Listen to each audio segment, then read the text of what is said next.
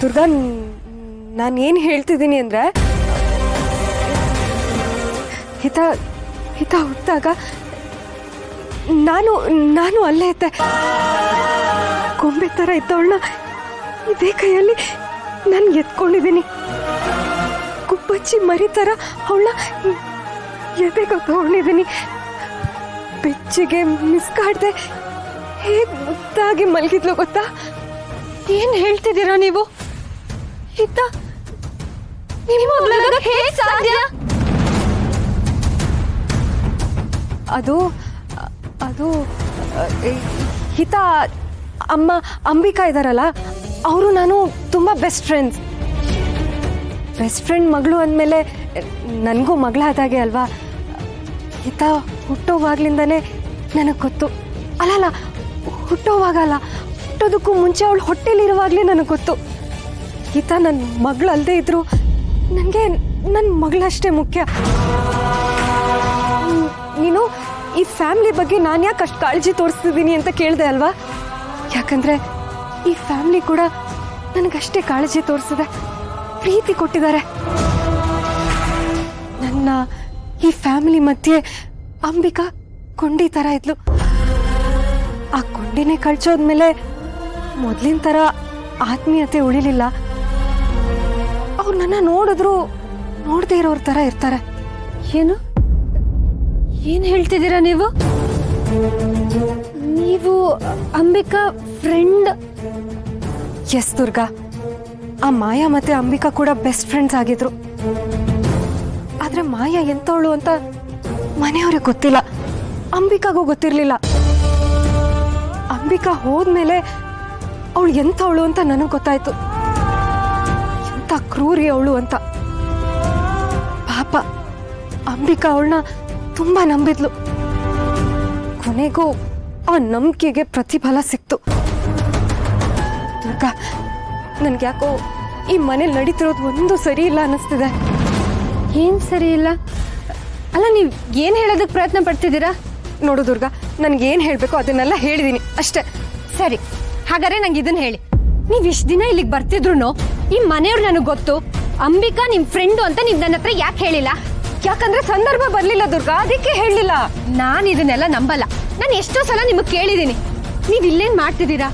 ಪುಟ್ ಮೇಡಮ್ಗೆ ಏನ್ ಇಷ್ಟ ಅಂತ ನಿಮಗೆ ಹೇಗೆ ಗೊತ್ತು ಅಂತ ನಾನು ಕೇಳ್ದಾಗ್ಲು ನನ್ಗೆ ಅದೇ ವಯಸ್ಸಿನ ಮಗಳಿದ್ದಾಳೆ, ಅದಕ್ಕೆ ನನಗೆ ಗೊತ್ತು ಅಂತ ಹೇಳಿದ್ರೆ ಹೊರತು ಅವಳು ನಿಮ್ಗೆ ಮುಂಚೆ ಗೊತ್ತು ಅಂತ ನೀವ್ ಯಾಕೆ ನನ್ನ ಹತ್ರ ಹೇಳಿಲ್ಲ? ದುರ್ಗಾ, ನೀನ್ ಏನೇನೋ ಪ್ರಶ್ನೆ ಕೇಳಿ ನೀನು ಟೆನ್ಷನ್ ಮಾಡ್ಕೋತಿದ್ಯಾ, ನನಗೂ ಟೆನ್ಷನ್ ಕೊಡ್ತಿದ್ಯಾ. ಟೆನ್ಷನ್ ನನಗೆ ಆಗ್ತಾ ಇಲ್ಲ, ಟೆನ್ಷನ್ ನಿಮಗೆ ಯಾಕೆ ಆಗ್ತಿದೆ?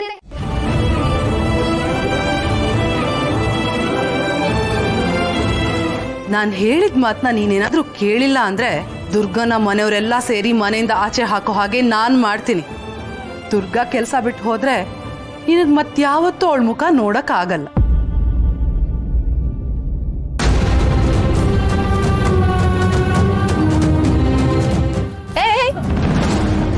ಏನ್ ಹಂಗ್ ನುಗ್ತಿದ್ಯಾ? ನೀನು ಒಳಗಡೆ ಹೋಗೋ ಹಾಗಿಲ್ಲ. ಅಲ್ಲ, ಪುಟ್ ಮೇಡಮು ಮಲ್ಗೋಕ್ಕೂ ಮುಂಚೆನೆ ಕತೆ ಕೇಳಿ ಮಲ್ಗೋದು ಅಂದ್ರೆ ಅವಳಿಗೆ ತುಂಬಾ ಇಷ್ಟ. ಒಂದ್ ಕತೆ ಹೇಳಿ ಅವಳನ್ನ ಮಲ್ಗಿಸ್ಬಿಟ್ಟು ಬಂದ್ಬಿಡ್ತೀನಿ. ಅಮ್ಮ ತಾಯಿ, ನೀನ್ ಕತೆ ಹೇಳೋದು ಬೇಡ, ಅವಳು ಕೇಳೋದು ಬೇಡ. ನೀನು ನಮ್ ಕಥೆನೇ ಮುಗಿಸ್ಬಿಡ್ತೀಯ ಅಂತ ನನಗ್ ಭಯ ಆಗ್ತಾ ಇದೆ ದುರ್ಗಾ. ನಿನ್ ಸಹವಾಸನೇ ಬೇಡಮ್ಮ. ಮೇಡಮ್ ಬಾಗ್ಲೇನಕ್ಕೆ ಹಾಕ್ತಾ ಇದ್ದೀರಾ? ನಾನ್ ಬಾಗ್ಲು ಹಾಕ್ತೀನಿ. ಏನೀಗ ಏನ್ ಮಾಡ್ತೀಯಾ? ಕಂಪ್ಲೇಂಟ್ ಕೊಡ್ತೀಯಾ? ಅಯ್ಯೋ ಬೇಡ ದುರ್ಗಾ, ಕಂಪ್ಲೇಂಟ್ ಕೊಡ್ಬೇಡ, ನಂಗೆ ಭಯ ಆಗುತ್ತೆ. ಏಯ್ ಹೋಗಲೇ, ನೀನು ಬಂದ ಮೇಲೆನೆ ಆ ಹಿತ ಚಿಗುರ್ಕೊಂಡಿರೋದು. ನೋಡು, ಅವಳಿಂದ ದೂರ ಇದ್ರೆ ನಿನಗೂ ಒಳ್ಳೇದು, ಅವಳಿಗೂ ಒಳ್ಳೇದು. ನಮ್ ಶರತ್ ಏನ್ ಹೇಳ್ದ ಹೇಳಿ ನಿನಗೆ? ಹಿತ ಒಬ್ಳೇ ಇರ್ಬೇಕಾದ್ರೆ ನೀನು ಅವಳ ಜೊತೆ ಇರ್ಕೂಡ್ದು ಅಂತ. ನಮ್ ಶರತ್ ಹೇಳಿದ್ಮೇಲೆ ಎಲ್ಲ ಮುಗ್ದೋಯ್ತಮ್ಮ, ಅರ್ಥ ಆಯ್ತಾ?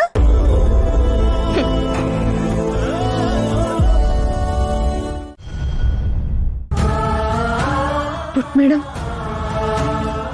ನೀನು ಇಲ್ಲೇ ಇದೆಯಾ? ಪುಟ್ ಮೇಡಮ್, ನೀನು ಇಲ್ಲೇ ಇದೆಯಾ ಅಂದ್ರೆ ಒಂದ್ಸಲ ಬಾಗ್ಲ ತಡ್ತೀಯಾ? ಅವಾಗ ನನಗೆ ಗೊತ್ತಾಗುತ್ತೆ.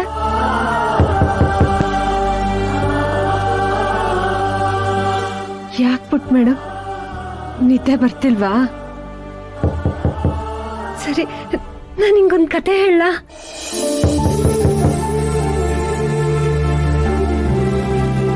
ಸರಿ ಪುಟ್ ಮೇಡಮ್, ನಾನು ಇಲ್ಲೇ ಕುತ್ಕೊಂಡು ನಿಂಗೊಂದು ಕತೆ ಹೇಳ್ತೀನಿ. ನೀನ್ ಹಾಗೆ ಕೇಳ್ತಾ ಕೇಳ್ತಾ ಮಲ್ಕೋ. ಒಂದ್ ಕಾಡಲ್ಲಿ ಒಂದ್ ಸಿಂಹ ಇತ್ತಂತೆ. ಆ ಸಿಂಹಂಗೆ ಬೇಟೆ ಆಡೋದು ಅಂದ್ರೆ ತುಂಬಾ ಬೇಜಾರು. ಅದಕ್ಕೆ ಪ್ರತಿದಿನ ಕಾಡಲ್ಲಿರೋ ಪ್ರಾಣಿಗಳೆಲ್ಲ ಅದಾಗೆ ಹೋಗಿ ಅದಕ್ಕೆ ಊಟ ಹಾಕ್ತಿತ್ತಂತೆ.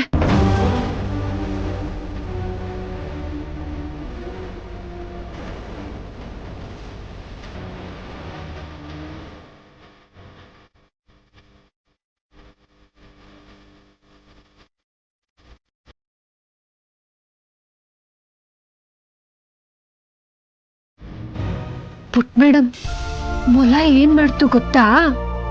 ಆ ಮೊಲ ಸಿಂಹನ ಬಾವಿ ಹತ್ರ ಕರ್ಕೊಂಡೋಯ್ತಂತೆ.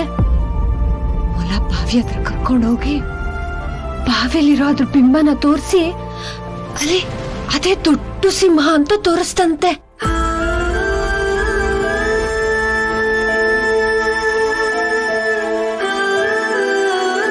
ಪುಟ್ ಮೇಡಮ್ ನಿದ್ದೆ ಮಾಡ್ದ? ಆಗ್ಲೂ ತಟ್ಟಿಲ್ಲ ಅಂದ್ರೆ ಪುಟ್ ಮೇಡಮ್ ನಿದ್ದೆ ಮಾಡಿದ್ಲು ಅನ್ಸುತ್ತೆ.